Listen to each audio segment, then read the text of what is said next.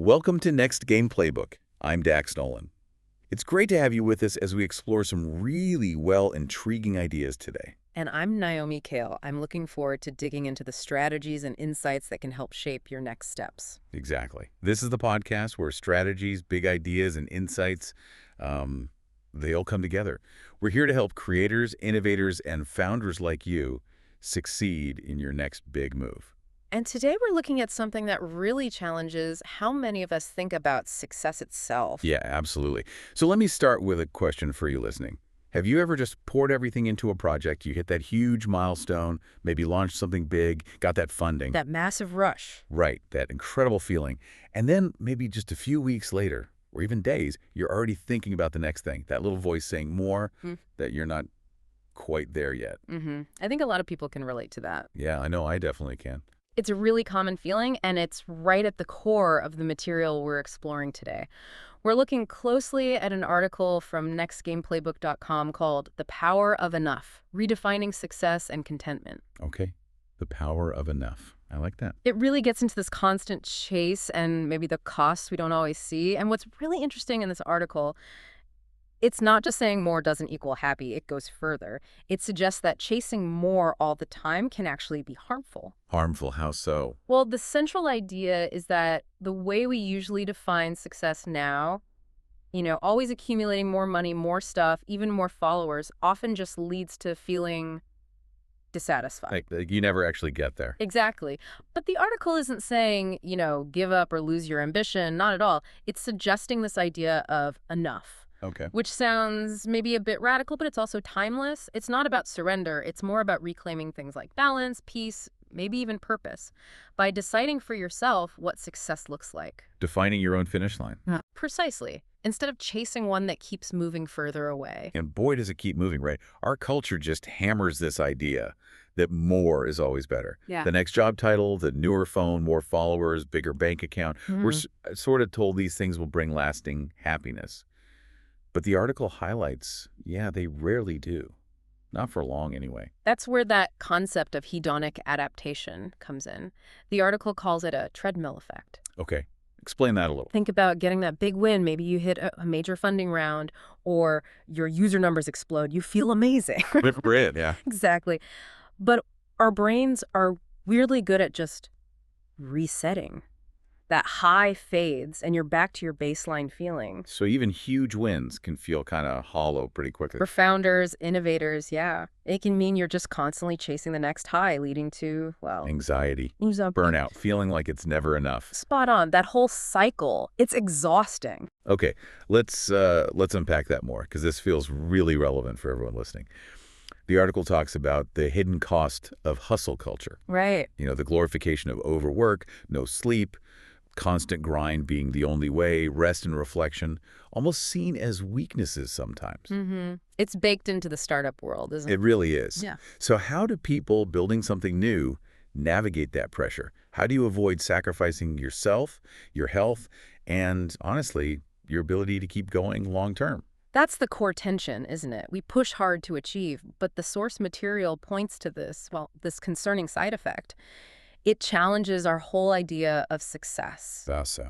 What's fascinating is how the article uses some research to show that just having wealth doesn't automatically mean you'll have well-being. It talks about the paradox of affluence. Paradox of affluence, okay. Yeah, apparently some studies show affluent young people actually experience higher rates of anxiety, depression, and substance abuse than average. Wow. Yeah. It's not saying money's bad, obviously, but it suggests that the pursuit itself, when it's just about endless accumulation, can actually hurt your mental health, your relationships, your overall satisfaction with life. So it's not just the long hours, it's the impact of that endless chase. Exactly. The emotional, the psychological toll. You can end up feeling pretty isolated, even if you reach the top. Okay, so if more isn't the answer, and hustle culture is, frankly, burning people out, but what is? I always thought happiness was the goal, that quick thrill of a win. But this article talks about contentment. What's the real difference there? Yeah. And why does it matter for, creators and founders? That's a really important distinction because we do tend to mix them up. Happiness, like the article explains it, it's often fleeting. It's tied to something external happening. Your product gets featured. You close a deal. The dopamine hit. Right. It feels great, but it doesn't usually last. Contentment, though, is presented as something deeper, Right. more stable. Like a foundation. Kind of, like a grounded sense of peace from within. It doesn't depend so much on what happens next. It's more about appreciating where you are, even while you're still working towards goals. It's that bedrock, yeah. That makes a lot of sense. Building that solid base instead of just chasing shiny things. So, okay, if contentment is the aim, how do ambitious people driven to innovate, actually cultivate that? The article mentions some practices. It does, yeah. Pretty practical stuff. One key thing is gratitude. Okay, gratitude. Just intentionally noticing, valuing what you already have. It's not about ignoring goals, but pausing to appreciate the journey, your team, small wins. So for a founder, maybe acknowledging the impact you've already made or the community you've built. Exactly. Rather than only focusing on the next target, it shifts your view from what's lacking to what's present, from scarcity to, well, abundance. I like that shift. Well, then there's diversifying joy. Diversifying joy, meaning?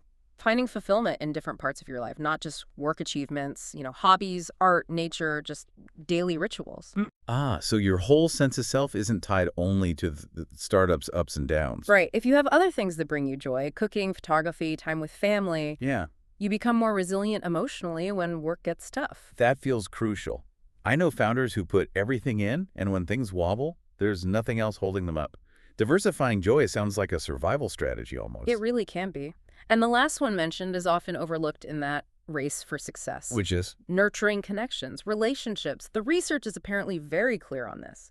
Strong relationships, friends, family, community, predict long-term happiness way more than money or status. More than wealth even. Far more, according to the sources. So making real time for people, stepping away from the screen, having actual conversations, connecting with peers not just about business. That support system, that sense of belonging. You can't buy that. You really can't. And individual achievement doesn't replace it.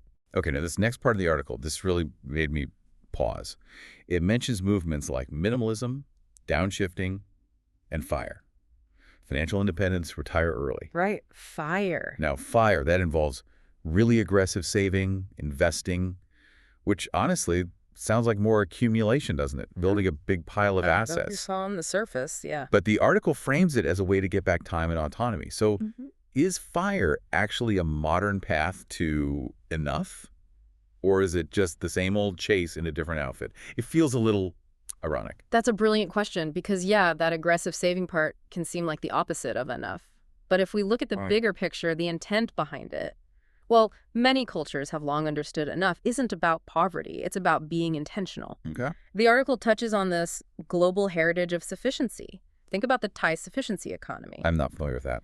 It's basically a philosophy focused on moderation, reasonableness, resilience, building self-reliance rather than in just endless growth. It's about well-being. Or think about indigenous wisdom in many cultures, the idea of never taking more than you need, that reciprocal relationship with nature and community. Right. Ailing. Or even within African-American perspectives, where success is often defined more broadly than just money. It includes uplifting community, legacy for family, having time for meaningful things. So it's not always just about the bottom line. Exactly. So when you look at FIRE through that kind of lens, the intent matters hugely. Yes, there's accumulation, but the goal often isn't just endless wealth. It's about reaching a financial Indeck your time. Precisely, to gain the autonomy to chase other kinds of richness, time, purpose, connection. It's about getting off the mandatory work treadmill, not just running faster on it. It's freedom. That completely reframes it for me, from just how much money to how much freedom does this buy me to live the life I actually want. Wow. This has been really clarifying. So many good insights for anyone feeling that endless more pressure. It's a powerful concept to grapple with. Definitely. And if you've enjoyed exploring these ideas with us, well, there are ways to keep connecting with the Next Game Playbook community and everything we're putting out there. Yeah, absolutely. We'd love it if you'd like, share, and subscribe to Next Game Playbook.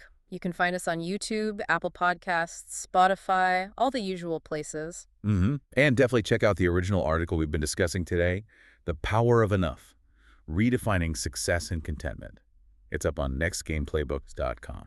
You can really dig into the details there. And while you're on the site, leave us a comment. We genuinely want to hear what enough means to you as a creator or founder. Yeah, tell us your thoughts. And you can also subscribe to the Next Game Playbook newsletter. There you'll get exclusive insights sent straight to you. And maybe check out another related piece or exploration on the site. There's lots on strategy and mindset for innovators. Absolutely. Keep the conversation going. Ultimately, deciding on your own finish line. It isn't about quitting on your dreams. It feels more like a declaration of freedom, right? Yeah. Getting out of that relentless cycle. Yeah, freedom. The sources really remind us that true richness, maybe it's found less in what we own and more in, having enough time, having a clear purpose, having deep connections. So the big question for everyone listening is, what's your definition of enough? Exactly. It's not really a number, is it? It's a mindset. And it's Right. one you actually have the power to choose. That is such a powerful thought to end on, and one I think will really stick with people. We'll keep bringing you these kinds of essential explorations right here on Next Game Playbook Where strategies, big ideas, and insights come together. to help creators, innovators, and founders like you succeed in your next big move, importantly, on your own terms. Thank you so much for spending your time with us today, thinking through these big ideas. We really appreciate you tuning in. Until next time, keep defining what success means for you.